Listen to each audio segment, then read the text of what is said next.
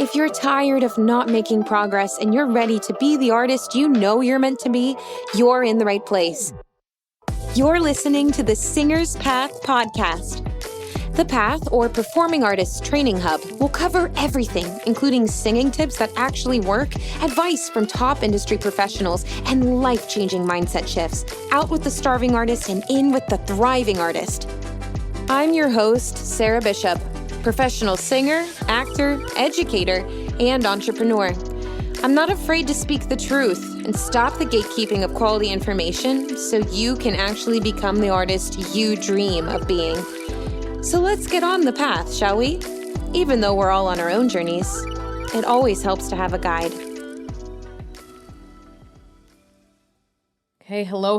Welcome back to the Singer's Path podcast. It is me, your host, Sarah Bishop, and I am joining you here today. I just recorded a previous episode talking about being shouty and yelling, and now we are on a roll, and we're going to kind of dip a little bit into the mental game that might be kind of screwing up your singing, putting you in a weird headspace, and really actually kind of blocking you from moving forward in the way you want to grow in your voice. I am also simultaneously on TikTok Live, so if you hear me shout out to people like, hi, Sissa, it's really nice to see you. I have some TikTok friends that are here joining on the live call, which I love. I love to see joining. Again, as we're starting this episode, if you find that this is helpful and you're on TikTok Live and you like this, reminder, if you go to the Singer's Path podcast on Apple Podcasts or you leave us a review on Spotify, I particularly like a written review on the Singer's Path podcast on Apple Podcasts specifically, because that helps to get this out to more people. If you leave us a 5-star written review, you take a screenshot of that and you email it to singerspath@gmail.com. I will enter you to win a free lesson with me that I usually pull quarterly. So that's a way that I love to give back to people when you're engaging, when you're liking the podcast, when you are, leaving us a review and taking the time to do that. So love to see that. Really appreciate you. Just starting off with that right off the bat. The other thing I will let you know really quickly before we begin the rest of this episode is that we are running a sale that by the time this podcast episode gets released, it is probably the very last day on April 17th, 2026. You can actually get $100 off Pillars by using code PILLARS100 at checkout. And this is a vocal conditioning course. If you don't know anything about Pillars, again, it will be linked in the show notes for you to learn more about it. But this is for people who have taken Discover, or they just are telling themselves they don't know why their singing is so hard. They can't figure out how to mix. They know that they need to find vocal balance. They know they need to take better care of their voice. They know they need to feel like they have more control over the voice, but they don't know how to get there. And so Pillars conditions it in with vocal habit specific or vocal tendency specific lessons. So Discover, which is part of the Pillars series, actually teaches you how to understand what is keeping singing hard for you, right? It helps you identify and understand what about your singing is keeping you imbalanced. What is the problem that is causing you to not be able to get where you want to go? And then Pillars actually gives you the lesson plans to course correct and rebalance the habit that's causing you to not be in alignment. So Discover teaches you to find the problem, quote unquote, the problem or the thing that is stopping you from being balanced. And Pillars creates a solution to that discomfort by creating the appropriate exercises that are specific to you, right? And what your voice is particularly doing, okay? And right now, again, that you can get $100 off by using code PILLARS100 at checkout only until April 17th, 2026. If you're hearing this late, sorry about it.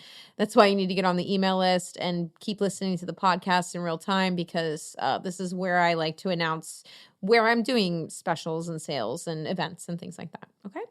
So today's episode is going to be about actually the mentality around singing and what's kind of keeping you stuck. And it's interesting because I know Pillars and Discover talk about finding a solution to quote unquote like problems you have with your voice. And paradoxically, in this episode, we're going to talk about the fact that we may need to re-examine our relationship with fixing ourselves. Constantly trying to fix ourselves, okay? And again, I know I just plugged like, hey, listen, I know if you're having a problem, here's a solution. And it genuinely works, and it's a wonderful product. And at the end of the day, I need you to maybe be open to the possibility that you're never going to be done learning and uncovering more about your voice. That actually you, to the core and to the heart of who you are not actually flawed, okay? There's nothing like wrong with you, okay? So many of you are so hungry for knowledge and so hungry for education, and I get it because I'm the same way. But I want you to be honest with yourself for a second and just notice if you are chasing something because you feel like at the core of it, no matter what you do, you're running away from the fact that deep down somewhere you feel like your voice isn't actually that good. Or that you have to do everything in your control to like keep people from finding out that maybe you're not that talented after all. Or, at the end of the day, you are the harshest critic of yourself and you can always find something to fix. And it's the perfectionism element of it that you'll never stop learning and that you have to always fix something. Now, while that's admirable to a certain degree, that we always want to have ambition and passion in how we're studying a craft, if it's rooted in a feeling that there's inherently something flawed about you, that no matter what you do, you're always chasing something that's outside of you, you are actually subconsciously and inadvertently pushing away not only your joy around singing, but your ability to be at peace and be confident in your singing, right? It's weird because it's this weird paradox thing, right?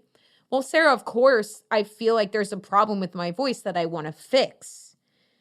Okay, but is your voice ever fixed? Like, what does it mean if your voice is fixed, right?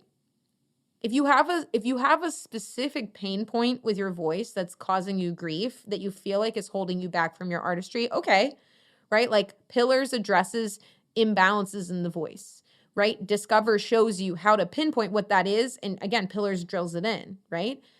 It's actively helping you work towards something. And yeah, it might be quote unquote fixing something that's causing you hardship. However, how the voice works and how life works is the minute that you address one thing, something else is going to happen, right? As soon as you strengthen one area, another area is going to show itself to you. And I guess my point here is that it's a never-ending process. That's part of the reason why Pillars, you own it forever and you're going to keep using it. And why I keep talking about balance versus like really fixing. Fixing implies that there's something wrong. Balance implies that it's a continuous dance, a continuous agreement with self, that you're going to try to understand yourself at a more deep level, have more compassion and love for yourself, to meet yourself with whatever needs need to be met. Not, well, there's always something wrong with me and I always have to fix it because I'm chasing something that I don't even know what it is, but I'm chasing this empty feeling that I just never feel good enough. And if I just like strive harder and practice doing do more, that somehow that feeling of never feeling good enough won't go away. Okay. Sorry. I'm coming really strong. We are not even 10 minutes into this episode and I'm like, okay, but and I can speak to this so clearly because I get it. And like maybe both are true. Maybe both are true. Maybe you just have a desire to the core of your being to understand, right? And you're passionate about learning. You're passionate about understanding more about yourself.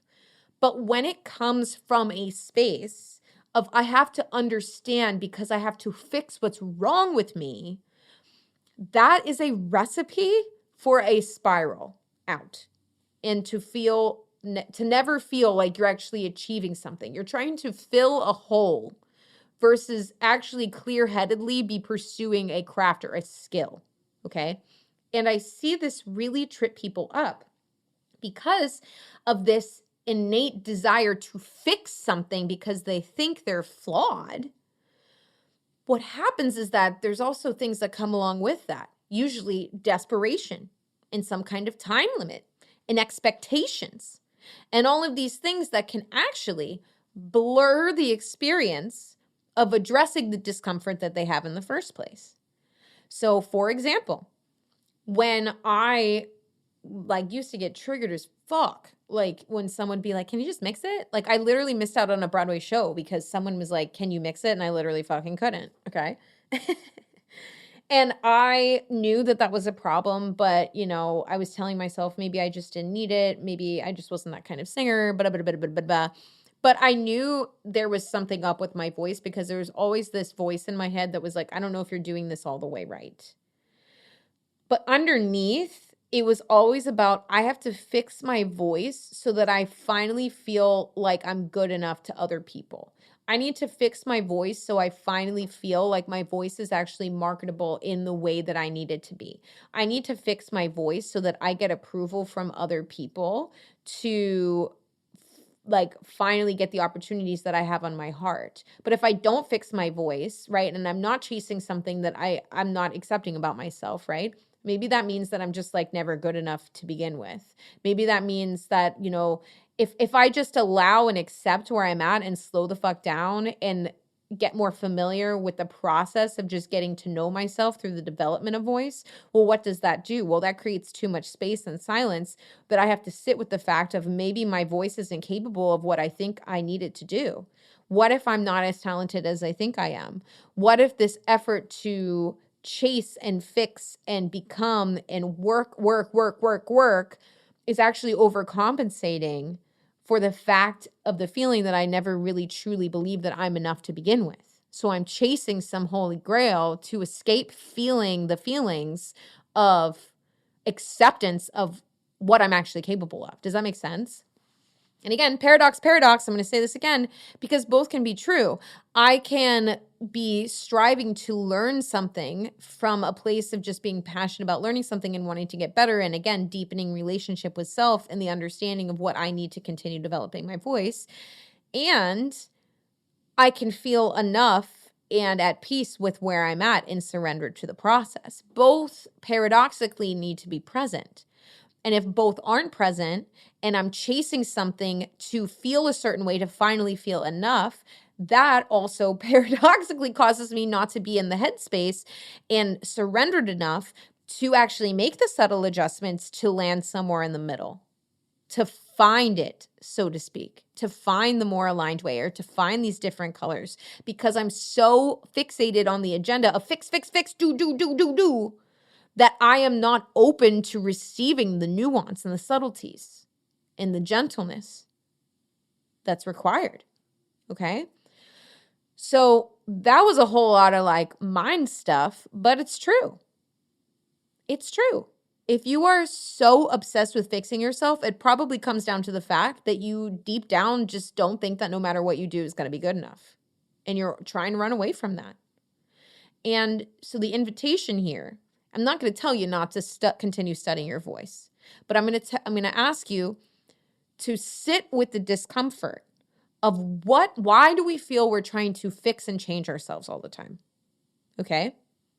Where is that coming from?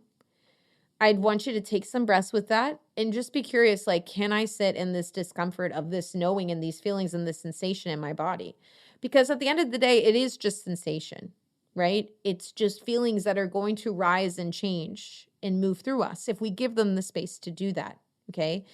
And if you ever need help with learning to do that, this is why I created the Inner Circle membership. That goes more into the mental and emotional side of being an artist. It's wonderful. It's a wonderful community of artists holding each other through these feelings and these uncoverings that are attached to their artistry, right? So we do that a lot more in depth over there. But if you can be with yourself in the discomfort of just this not enough feeling or feeling like you're chasing something that is outside of you and you just allow yourself to breathe with it and have compassion with yourself, that is going to move wonders. The second thing I would ask you to do is reframe. So instead of thinking that you have to fix something in order to get to a specific outcome, I would say, okay, is it possible to acknowledge that, hey, we're not vocally where we want to be? Can we be open to receiving our next best step? can we be open to looking at it as more of an ongoing, continuous adventure versus some destination we're trying to desperately get to? Can we look at studying our voice and understanding more nuances as actually a way to return to ourself and look at studying the voice as a mirror into how we actually view things in our internal world? Can we have compassion with being where we are now? And then as we're holding space for ourselves and giving ourselves empathy and compassion, can we then kind of from a more neutralized space, from a more steady headspace, then take the next adjustment and then the next adjustment? Because the truth is, if you're not able to vocally do something that you want to do, you can learn to do it. But two things are probably going on that is stopping you from doing that. A, you don't have enough self-awareness, or you haven't met the right person or the right combination of tools and things that are specific to you to functionally get you there. And B, you're probably so obsessed with getting there that you're actually subconsciously blocking yourself from receiving said information or hitting the mark because you're so desperate to do it on a certain timeline. Okay? So if you're listening to this and you're like, holy shit, okay, again, a couple things you can do. Maybe this is a sign that I'm someone that you want to listen to that helps you kind of realize this kind of stuff. I hope that's true. That's why I'm saying it. So if that's the case, again, make sure to continue listening to the podcast because we talk about this a lot. If you want deeper support on this like emotional side of things and these uncovering of stories around your artistry, that's where the inner circle is. Okay, that's where maybe you belong in this situation, to untangle and work through this so you can return to the joy of your art and the surrender to the process and the pleasure of pursuing something that you love. Okay, that's where you would go. And then if you're really in a state where you're like, no, like I hear you and like I still functionally want to be able to do this thing. And like I'm ready to identify with more self-love for myself, but also more objectively, I want to understand and hear what is stopping my voice from doing the thing I want to do functionally, objectively. Okay. Then that's where you would go to get the Pillars series. Again, use the code Pillars100. Watch Discover that teaches you what's causing the issue. And then Pillars trains it in so that it's a continuous dance with navigating the vocal hiccups that you have in a more sustainable way so that it becomes faster to find balance. Because again, it's more about identifying what's out of alignment, what's off balance, knowing what specific things for your voice bring you to balance, and then drilling that until those drills no longer serve the purpose of what you're doing. And then you would switch and you would reassess. Strengthening the voice, again, is more of creating relationship with different areas of your voice, with your own habits, with your own tendencies of your personality. It's creating relationship with different shapes and air pressure and vocal styles. And it's learning to like alchemize and use subtle differences in the voice to keep it balanced on the beam that you're trying to walk. But if you don't know what's causing you to fall off balance, you keep falling off the beam and you don't know why. And I could look at you and say, well, it's because your like hips are cocked to the side, or it's because your right heel keeps drooping over the edge and you're not realizing it, right? Let's say you're a dancer, right? And you keep falling out of your pirouette and you just keep blindly trying pirouettes without any direction. And you just keep falling and falling and falling and falling, and you're not receiving any direction as to like how to actually improve it. And then suddenly one day your teacher's like, yeah, your spot's all jacked up, or your butt's sticking out, or like your arms, you don't have any resistance in your arms. No wonder you're falling out of alignment. No wonder you're falling out of your pirouette, right? That's what Discover and Pillars do. They go, yeah, here's why it's not working. And Pillars is like, cool, let's make it happen then. Let's make it happen over and over again. And again, deepen the relationship. And all of this to say, as we're wrapping up this episode here, while you're on your vocal journey, and because I care about you and love you, and genuinely, to the best of my ability, want to serve you as deeply as I can, you cannot study the voice at an intimate level and at the level that you're saying you want to sing at without being confronted by these more internal narratives. For example, you're chasing something outside of yourself to fix, do, because you think there's something inherently wrong with you. Yes, you could very well have something vocally that's knocking you out of alignment, yes. But as soon as you address that, are you just going to latch onto something else that's wrong with your voice? Or are you going to start to give yourself a little bit more compassion and accept where you are and realize that it is a continuous effort? It is not something that is fixed and completed and done. It is just a deepening of relationship, and you just get better problems. It's like having money, right? Like when you have money, your problems don't go away. You just have better problems, right? When you can learn how to balance your voice, you never struggle. It's not like you never struggle to sing anything. You just sing harder things. You sing different styles with more expertise. You can balance faster. But does that mean your voice is never imbalanced? No. It just means you get there faster. It means you have a better relationship with self, that you can self-adjust. And it means that you are not as fixated on all the flaws that you have, but you're more tuned into the nuance and how to actually control the artistry that you want. It's more focused on expression than what's wrong with the functionality of it. Okay?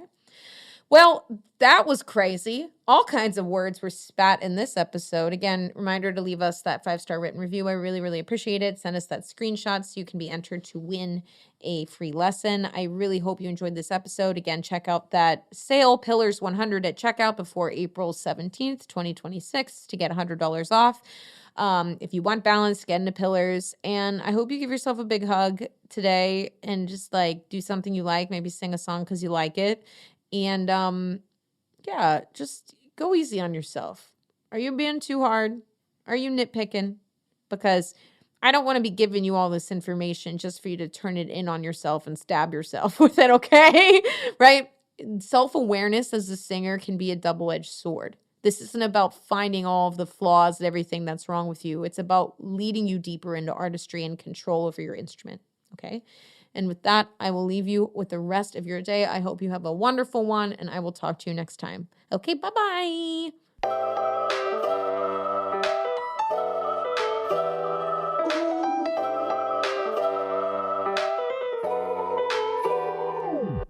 If you enjoyed this episode, please leave a 5-star written review on Apple Podcasts.